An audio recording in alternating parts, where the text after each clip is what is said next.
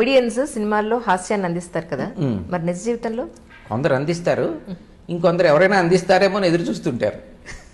మీరు first category అనుకుంటా. ఏమంటే కేటగిరీలు ఏంటండి బాబు, అది ఇండివిజువల్ యాటిట్యూడ్ అంతే.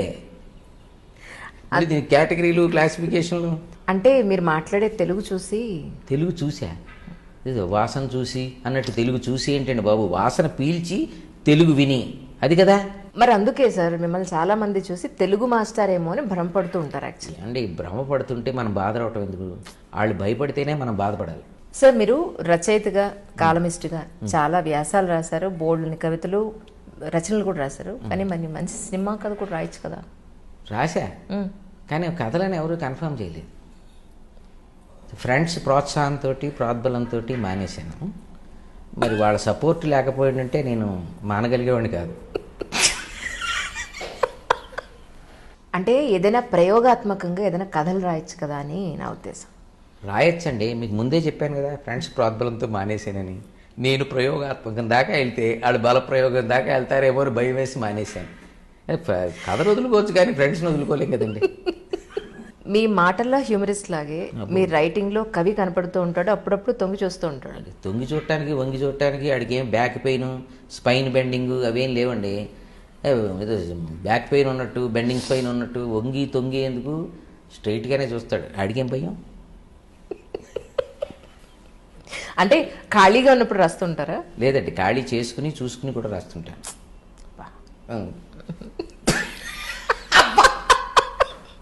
అంటే మూడు వచ్చినప్పుడు రాస్తూ ఉంటారా అని నా ఉద్దేశం. లేదు, మూడిగా ఉన్నప్పుడు కూడా రాస్తుంటా. ఇంట్లో చెప్పారా? ఏమని రాస్తుంటాను.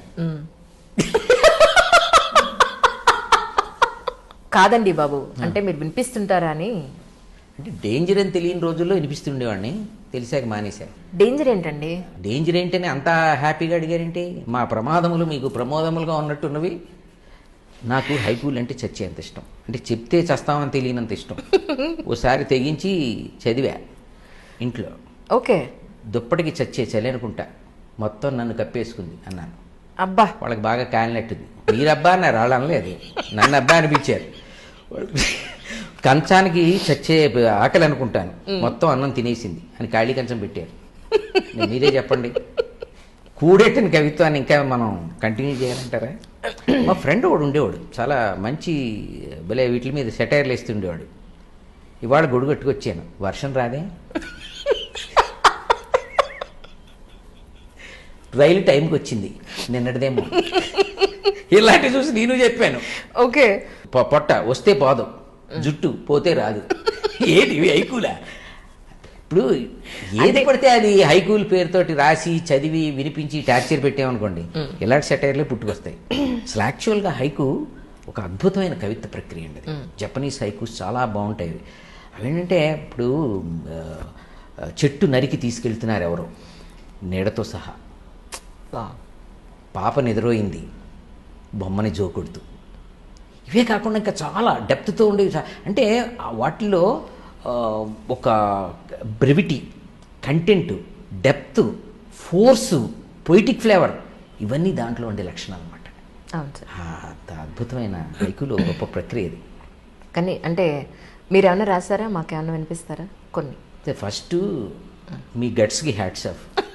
కాదు సార్, అంటే అడిగారు, తెగించి అడిగారు కదా, ఇందాక ఎలా తెగించి చదివాను, మీరు కూడా తెగించి అడిగారు కదా, అందుకు ఫస్ట్ హ్యాట్స్ ఆఫ్.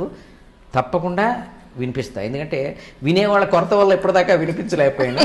ఇప్పుడు మీరు అడిగారు కదా, వినిపిస్తా. తప్పకుండా త్వరలోనే వినిపిస్తాను. నెక్స్ట్ ఇంటర్వ్యూకి మీరు కొంచెం ధైర్యం పుంజుకుని నన్ను మళ్ళీ పిలిచినప్పుడు అప్పుడు చూద్దానండి.